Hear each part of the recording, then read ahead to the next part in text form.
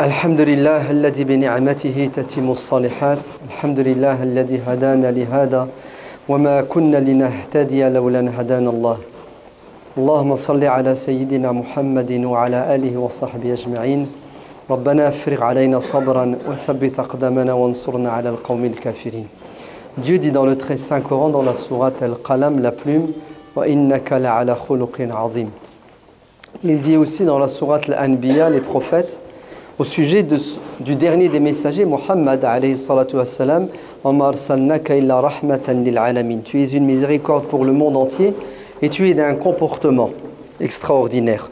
Oui, il est évident que tous les Arabes de l'Arabie qui ont côtoyé le prophète alayhi salatu wassalam, même les chrétiens du Sham, puisque le prophète était un commerçant à un moment donné de sa vie, avant la révélation, ils sont tous unanimes pour dire que le prophète alayhi salatu wassalam était d'un comportement exceptionnel. Il n'a jamais triché, il n'a jamais menti, il n'a jamais fait du mal ni dit du mal. Tout le monde l'aimait et le respectait. D'ailleurs, il était considéré comme l'homme de confiance. C'est pour cela, quand ils ont décidé de lui faire la guerre, ils ne l'ont pas attaqué sur son comportement, parce qu'ils savent que ça serait peine perdue. Ils l'ont accusé d'être un devin, d'être un sorcier. Mais au fond d'eux-mêmes, ils savaient qu'il était honnête et qu'il était sincère. Et Dieu d'ailleurs le dit dans la sourate Al-An'am, فَإِنَّهُمْ لَا يُكَذِّبُونَكَ. Ils n'ont pas de problème avec ta personne, mais ils ont un problème avec cette religion, cet islam qui est venu remettre en cause leur héritage culturel, le système social, économique et politique de l'époque. Mais le prophète alayhi salatu wassalam faisait l'unanimité chez ses amis, de toute évidence, mais aussi chez ses ennemis. Puisque Abu Sufyan, qui était le porte-étendard de l'injustice et de l'intolérance à la Mecque, après la bataille de Badr, n'a pas pu condamner le prophète en présence d'Héraclius. Il a eu un témoignage. Et on est obligé de lui reconnaître son honnêteté, son intégrité, qui met en évidence la grandeur et la beauté de notre prophète alayhi salatu wassalam. Abu Sufyan a dit à Héraclius que nous n'avons rien à lui reprocher.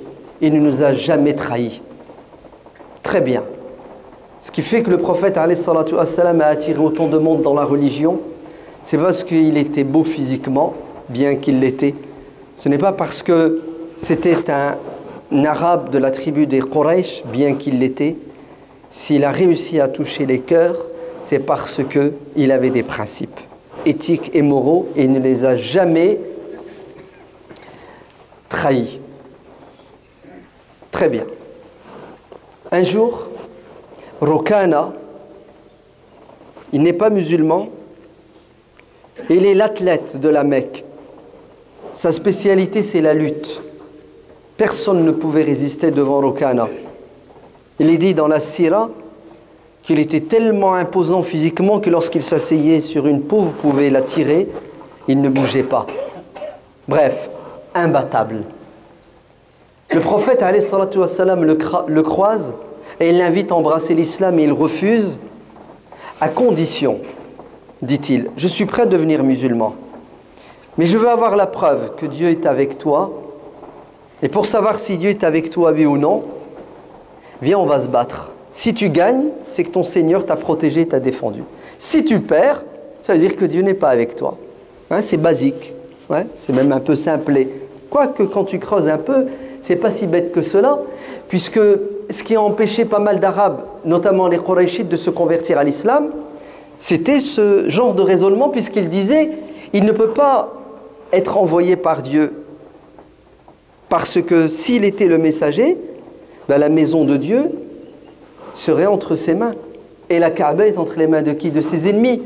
Donc Dieu ne peut pas remettre sa maison aux ennemis de son envoyé. Donc Mohammed est un imposteur. Jusqu'en l'année 8 de l'Hégire, lorsque la conquête de la Mecque se réalisera, vous savez ce qui va se passer? Les Arabes qui étaient douteux vont tous se convertir à l'islam parce que leur logique leur impose, bon très bien, la maison de Dieu, maintenant Mohammed là, donc c'est que Dieu est avec lui. Et ils se sont convertis à l'islam par centaines et par milliers. Voilà, tout le monde ne pense pas de la même façon. Bref, le prophète accepte le défi de Rokana. Il lui dit, Hayya, bismillah. Et en même pas 2 secondes, le prophète lui fait une clé, un fauchage, et Rokana se retrouve par terre. Il est choqué, il n'a jamais été battu, il est le plus fort. On recommence, tu as eu un coup de chance, lui dit-il. Le prophète lui dit, marhaba bik, on recommence. Et à nouveau, le prophète le met par terre, sans aucune difficulté. Et là, il a du mal à se remettre debout.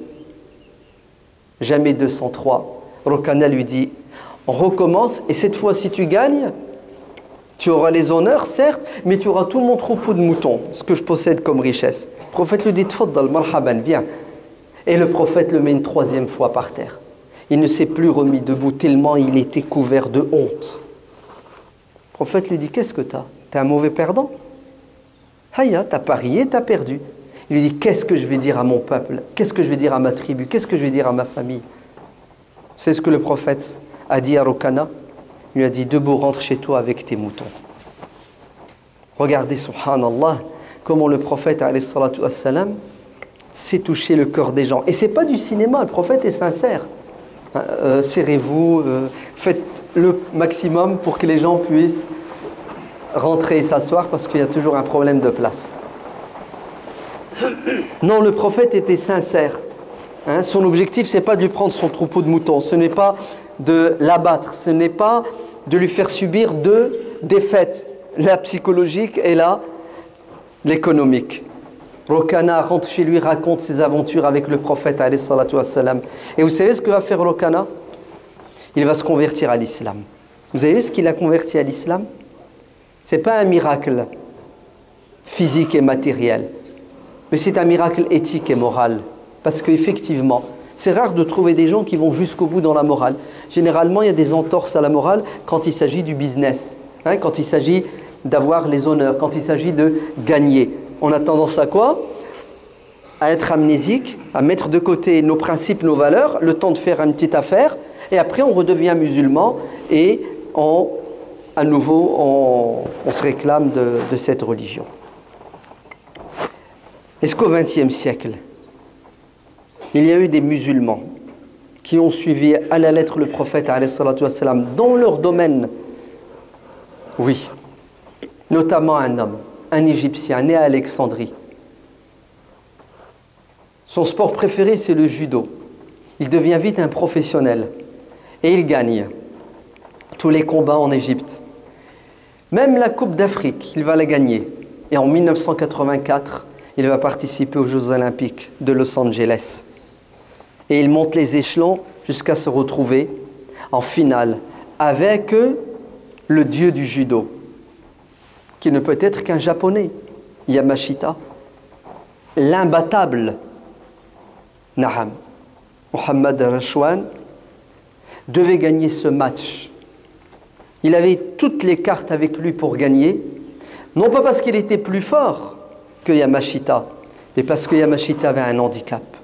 Quand il est monté sur le tatami, Yamashita boitait parce qu'il avait une déchirure au mollet droit. Yamashita était d'office perdant, mais il va gagner. Il aura la médaille d'or. L'entraîneur de Mohammad Rashwan devient fou.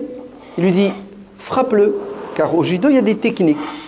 Parmi les techniques, c'est quoi? C'est donner des coups au niveau des membres inférieurs.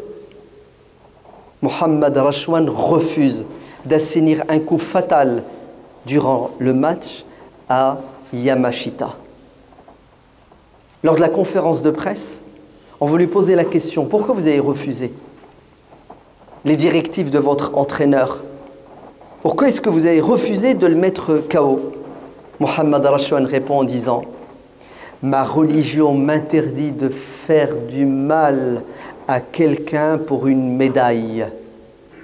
Ma religion m'interdit de rendre handicapé quelqu'un pour les honneurs.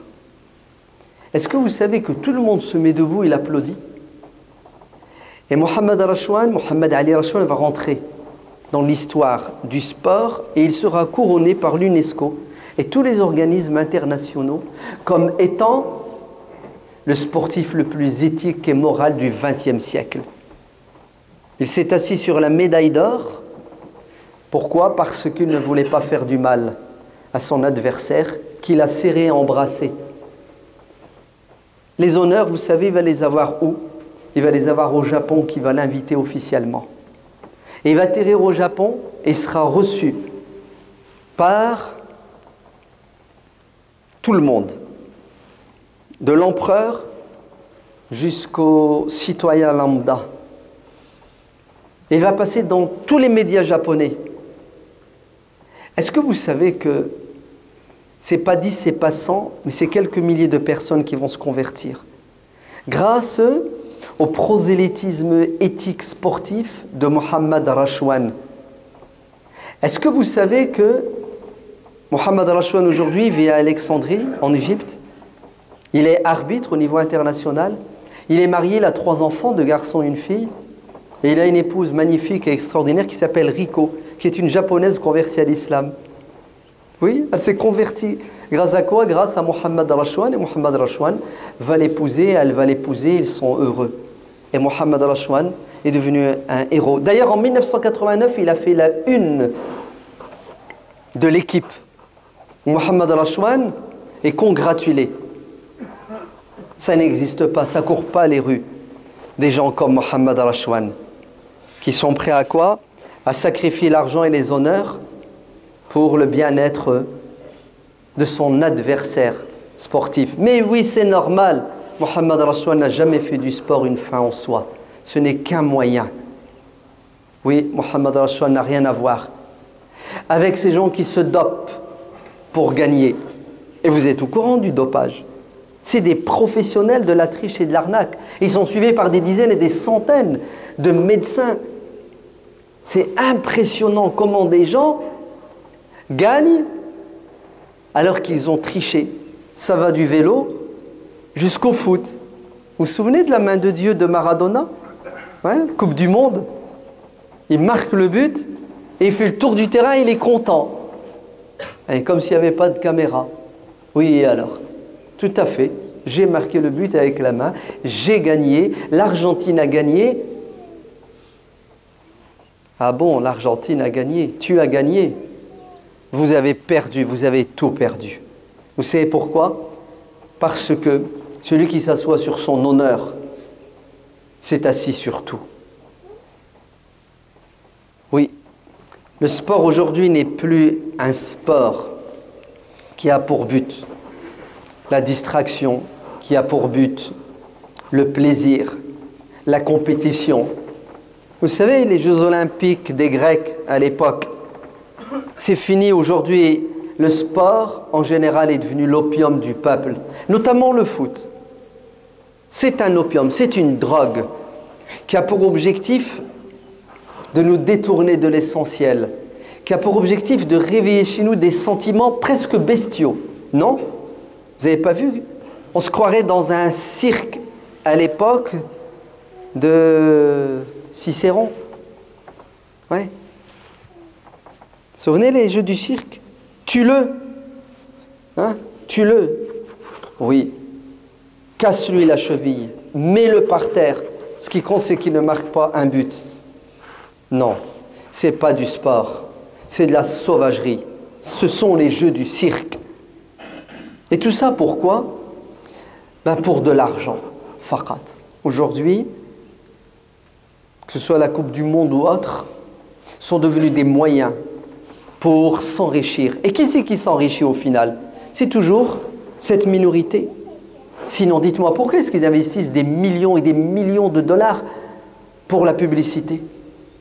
C'est parce que, comme l'avait dit le PDG de TF1 de l'époque, nous, télévision, nous vendons une partie du cerveau de l'homme à des firmes comme Coca et Nike. Bon, en bon français, nous sommes manipulés à l'échelle planétaire. Pardon, galaxique. À mon avis, il doit y avoir des genoux dans l'histoire, parce que pour faire ce qu'ils font, c'est trop fort, c'est trop puissant. Comment vous pouvez expliquer que des êtres humains se transforment quand il regarde un match. Il crie, il hurle, il casse, il... Non. Le pire, c'est pas les cris, les vociférations, les hurlements. Vous savez, le pire, c'est quoi? C'est que ce père de famille, pendant toute l'année, son épouse, quand il rentre du boulot, elle l'appelle au secours pour qu'il participe à l'éducation des enfants. Et il prétexte toujours, veto, je suis fatigué, j'ai trop bossé. Ouais, tu sais pas ce que c'est que la pression au boulot, laisse-moi tranquille. Et là, subhanallah, il rentre du boulot, il est en pleine forme. Il faut le voir comment il crie, il hurle. Et comment il est prêt pendant 2 heures, pendant 4 heures, à regarder replay. Mais cette femme, elle est déstabilisée. Elle dit, c'est bon, mon mari est possédé. Qui l'a possédé? Ben, c'est ça, justement. C'est cette drogue. Oui, c'est une drogue qui nous fait perdre la raison et qui nous fait oublier nos priorités. Je ne suis pas contre le fait que tu regardes un match de foot, parce que c'est beau. Allez, ça te fait oublier la réalité. Mais pourquoi est-ce que tu ne donnes pas autant de temps pour t'occuper de tes enfants? Parce que tu ne trouves pas du plaisir? Non, c'est de l'inconscience. Non, peut-être même pas. Vous savez qu'est-ce que c'est? Ben, c'est tout simplement de la manipulation. Oui, la manipulation existe. Réveillez-vous. Lisez Noam Chomsky. Lisez-le. Il vous donne les 10 méthodes utilisées aujourd'hui pour manipuler les peuples. Avant, c'était du pain et des jeux. Aujourd'hui, c'est toujours du pain, des jeux, de la terreur, du sport, ouais, du pseudo-sport. Non. Il faut qu'on se réveille et que l'on comprenne que ce qui fait notre charme, c'est notre liberté et notre éthique et notre morale. C'est pour cela, Mohammed Rachwan, encore aujourd'hui, est un héros pour ceux qui sont doués d'intelligence. Pour les autres, il est bête et stupide, il a raté la médaille d'or. Non, il a eu d'autres médailles d'or. Naham. Est-ce que vous savez qu'aujourd'hui, certains sportifs éthiques sont combattus, notamment Mohamed Salah, ce grand footballeur. Est-ce que vous savez qu'il subit des pressions de l'impératrice Sissi et que sa famille est interdite de voyage? Quel est le péché de Mohamed Salah? Son péché, c'est d'être un joueur de foot musulman, pratiquant. On les appelle les islamistes intégristes fondamentalistes, c'est-à-dire tous ceux qui disent non à la Hogra, tous ceux qui disent non au coup d'État en Égypte, tous ceux qui disent non au désordre mondial. Oui, Mohamed Salah n'est pas clair, miskin, parce qu'il est honnête. Et on est dans un monde où l'honnêteté est devenue un péché, un crime. Sinon, comment vous m'expliquez qu'on reçoit ici, chez nous, là, à quelques kilomètres d'ici, un despote et un dictateur, le fameux MBS, reçu en grande pompe, le vrai roi d'Arabie Saoudite? Ah oui, mais c'est un despote éclairé, disent certains. Ah oui, il a autorisé aux femmes à conduire, c'est ça? La voiture. C'est vrai qu'elles ont besoin de conduire, ces pauvres femmes, parce que leurs maris sont en prison. Est-ce que vous savez qu'ils sont des milliers en prison, en Arabie? Et leur seul péché, c'est d'avoir dit non à l'injustice. Et personne ne va condamner. Subhanallah. On le reçoit, on lui serre la main? Oui. Même le point affiché Mohammed Ben Salman, hein, l'homme qui est pour les droits de la femme. Par contre, Erdogan, c'est un dictateur. Élu à 52%, c'est un dictateur. Ben Salman, héritage, ad vitam aeternam. Lui, c'est quoi? C'est quelqu'un d'éclairé. Vous voyez bien que l'éthique et la morale, que ce soit en politique ou que ce soit dans le sport, est sacrifié sur l'autel de l'intérêt du business et de la réelle politique. C'est pour cela, nous ne devons pas faire partie du troupeau de moutons. On doit avoir un regard critique sur tout, même le sport, ce que l'on regarde, ce que l'on nous impose à regarder. Le comble, vous savez, c'est quoi? C'est qu'il y a quelques années, en France, il était interdit de parier, ouais, via la toile, sur les matchs de foot. Et qu'est-ce qu'ont découvert nos responsables? Ben, c'est que les gens jouaient, pariaient, mais via des sites étrangers. Alors ils ont eu une idée judicieuse. Vous savez laquelle? C'est d'abroger la loi qui interdit le pari. Si bien que ce qui était haram est devenu halal aujourd'hui. Et c'est quoi l'objectif? L'objectif, c'est d'engranger. Parce qu'avant, quand ils pariaient via l'étranger, l'État ne pouvait pas récupérer sa part. Et aujourd'hui, avec les jeux de hasard, la Française des Jeux engrange chaque année au minimum 14 milliards d'euros. C'est terrible quand même, hein? Les jeux de hasard. Vous savez c'est quoi les jeux de hasard? C'est une drogue, une addiction, au même niveau que l'alcool, au même niveau que la marijuana. Et nos jeunes passent leur temps là, c'est la Coupe du Monde. Ils ne sont pas sur côté sport, matin, midi, espoir. Wallah, il y a même des jeunes qui viennent, qui font le Jumu'ah et qui parient, comme s'ils n'ont pas entendu le verset qui dit Innama al-khamru wal-maysir wal-azlam rijsun min amali shaytan. C'est satanique. Oui, Shaitan, son arme la plus efficace, vous savez c'est quoi? C'est le waswas. C'est-à-dire la manipulation. Oui, Shaitan, c'est le plus grand des manipulateurs. Le sport, le foot en particulier aujourd'hui, est une arme redoutable de manipulation. On ne sait pas garder nos distances. Pourquoi? Vous vous souvenez pas la Coupe du Monde de l'avant-dernière, je crois, le nombre de morts qu'il y a eu à un moment donné, hein, l'Égypte, l'Algérie, le nationalisme, le racisme, comment il est entretenu et développé. Oh, on ne va pas passer des heures à parler des méfaits de cette drogue. Moi, ce qui m'intéresse, vous savez, c'est quoi? C'est que Rukana s'est converti à l'islam grâce au comportement de Muhammad alayhi salatu wassalam. Et des dizaines et des centaines de personnes se sont converties à l'islam grâce au comportement de Muhammad Ali Rachwan. Et ça va continuer. Puisque même Mohamed Salah aujourd'hui, ouais, est en train de combattre l'islamophobie en disant à tout le monde, regardez, je suis musulman, je pratique ma religion et j'aime ce que je fais et je vous aime. Je ne suis pas un monstre, je ne suis pas ce que certains prétendent. Et c'est comme ça que nous devons être. Nous devons prendre comme exemple Muhammad alayhi salatu wassalam, Muhammad Ali, Muhammad Salah et tous ces gens qui restent musulmans dans toutes les conditions, dans toutes les circonstances. Qu'Allah nous donne la bonne compréhension de la religion, qu'il nous donne l'intelligence pour la mettre en pratique de la meilleure façon.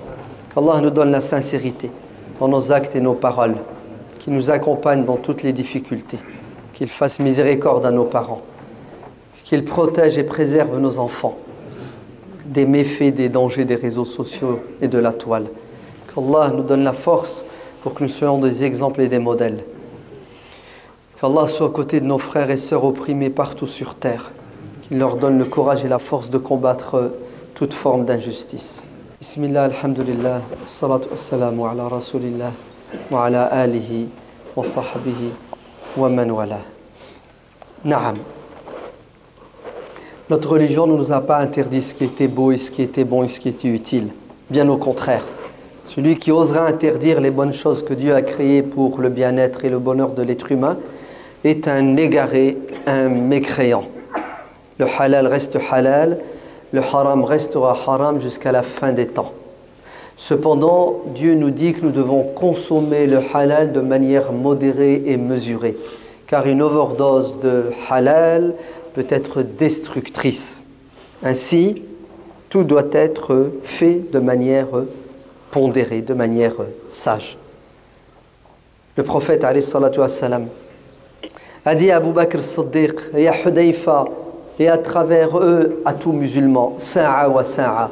Il y a un moment pour chaque chose. Oui, il y a un moment pour la distraction, il y a un moment pour le repos, il y a un moment pour l'amusement, puis un moment pour le sérieux, un moment pour le travail.